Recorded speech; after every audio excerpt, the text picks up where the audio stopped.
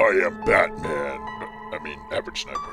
Hey, what's up guys? Average Sniper here and welcome to another PUBG video.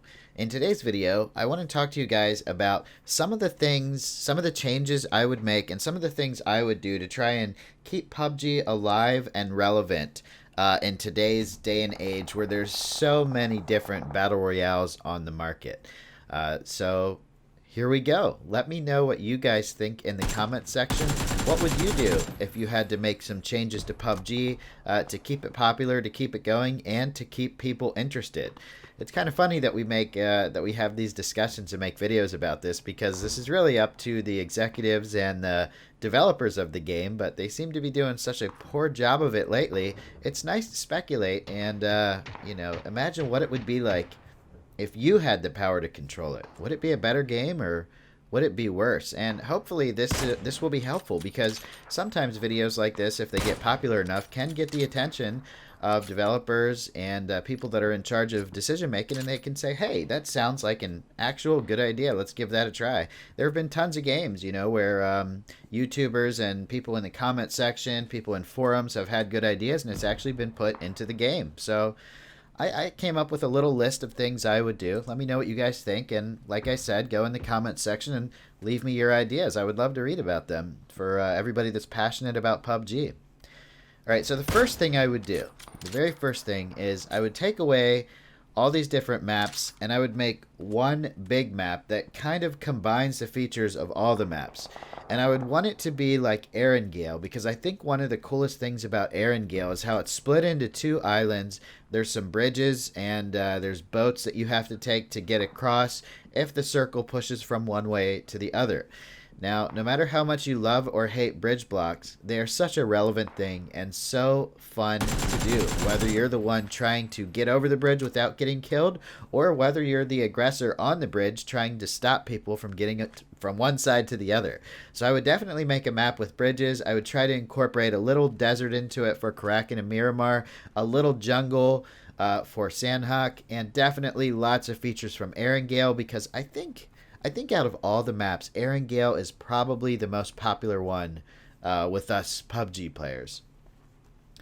The second thing I would do is I would try to make the map dynamic. I don't know if the software is there yet, but I would want randomly generated cities, mountains, trees. I would want them to appear in different places every time you played the map. So that way it would almost be like you're playing a different map every time you play. I think this would be a really cool feature, because then when you get into the final circle, you wouldn't know exactly where you have to go. It's going to make it more interesting. You're not going to know that the rock you used last time is guaranteed to be there, or the building you used to win the game last time is going to be there, or even the same window in the building is going to be there. Now, like I said, I don't know if the technology is there yet for that kind of thing, but I would definitely push for it. Can you imagine an interactive map every time you play? It's different. That would be so cool. Alright, so the next thing I would do is address the player base. I think I would make it free to play. I would definitely make it free to play, and I would focus, you got to make money on your game, so I would make the money into microtransactions like Fortnite and other games do, but it would not be pay to win. It would just be like cosmetic items, shirts, shorts, shoes, all the things in PUBG, skins for your guns. I think I would focus heavily on gun skins, because there seems to be a huge market for that. So make the game free, make a lot more cool skins, get people more interested in the game, make it a little more mainstream, maybe somehow make it appear to the younger audiences a little more, maybe through the skins, I don't know, but keep the realism in the game as far as like the gunplay mechanics, the movement system. Basically the gun mechanics and movement system is what's going to keep it realistic. So definitely keep that there. But yeah, make it free to play for sure. And then I would combine the Europe and North American regions. Now the reason for this is because North America has a very low player count in PUBG recently. Actually, it's not just recently, it's been for a while now. But Europe has a much higher player count. when compared to North America. In fact, before they added bots, when I wanted to actually find a game without having to wait 15 minutes, like in the morning on a weekday, I would have to use my VPN and connect to a European region so that I could get into a match. And those matches started like instantly. There's always people playing in Europe. And the ping wasn't even that bad. I rarely got over 120, 130 ping. I would be totally fine having that ping in PUBG or playing against people with that ping. In fact, it doesn't really seem that desync becomes a huge problem until you have people that are running around on 250 plus ping. So another thing I would do is probably put a limiter in the game so that it only matches you up with people around similar ping unless it's going to cause long matchmaking times. I don't think I'd want to lose players to long matchmaking time, so I'd probably, do some considerations with that too. All right, skill-based matchmaking. I would take it out of the game completely. And every time I say this, people are like, oh, you only want to play against noobs. No, that's not true. I want the full Battle Royale experience, and I want to have a good time. So skill-based matchmaking kind of ruins the game because it makes it longer to find lobbies because it tries to match you up against people of your own skill level. And it also takes the fun out of it because now you're not playing against people that are much better than you, and you're not playing against people that are much worse than you. So you never get to kill noobs and just have that laughable moment again, like, why did that guy do that? And you never get to kill players that are like way better than you, and you don't get to learn and get better at the game. It's got to be a variety of players. There's got to be good players, there's got to be bad players, and there's got to be pro players, all put into one barrel. That's going to make for the best experience, the best matchmaking times, and it's going to be the best environment where you can get kills and improve your skill at the same time. And that is the whole reason that I'm against skill-based matchmaking. Alright, let's talk about the cheaters just a little bit. I would try to make a better anti-cheat software.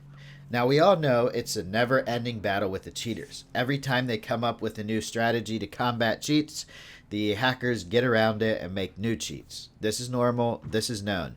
But games like PUBG that are super competitive and you only have one life to live are kind of targeted by these cheaters. Whether they're trying to climb the leaderboard, whether they're trying to troll people, or whether they're just trying to rank up an account to sell it, it is a huge problem and it needs to be stopped. I honestly don't know exactly what I would do to combat cheaters, but I would think I would dedicate a huge amount of time, money, and resources to that department to see what could be best done to get rid of the cheaters in PUBG. Maybe I would lobby for laws. So that if you get caught cheating, you have to spend a couple nights in jail or something like that. That might be too harsh, but I don't know. Let me know what you guys think. That was just a joke, by the way. Better advertising. I think PUBG is not advertised very well. It kind of came out of nowhere, and some of the big streamers, I remember I heard about it from Jack Frags, and they paid a lot of streamers a lot of money to advertise the game for them. And that was a good move when it first came out. But now when you see streamers playing the game, it's either because they love to play it or because they're getting promoted to play it for a special event or something like that. There needs to be some kind of better advertising system in place, There's tons of ways to advertise out here in the digital age, and I just don't see that happening very much with PUBG. So I would definitely put some money into a better advertising campaign, especially for players that haven't even heard of PUBG. I mean, a lot of players know what Fortnite is, but they don't know what PUBG is. So that's kind of crazy.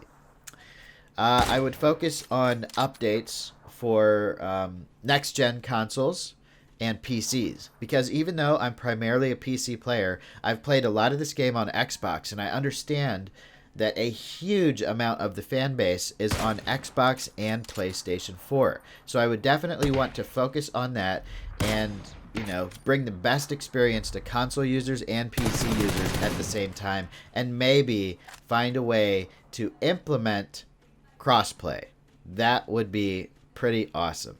And then the last thing I would do that I can think of right now is I would put one perspective into the game. It would probably be a first-person perspective because it seems like most players that really love PUBG prefer the first-person perspective. But honestly, I wouldn't have a problem if it was third-person. I would probably look at the statistics and find out how many players total play third-person third person versus first person and go from there. Thanks for watching, guys. I can't wait to read your comments. Let me know what you think, and I'll see you guys in the next video or live stream. Later, everyone.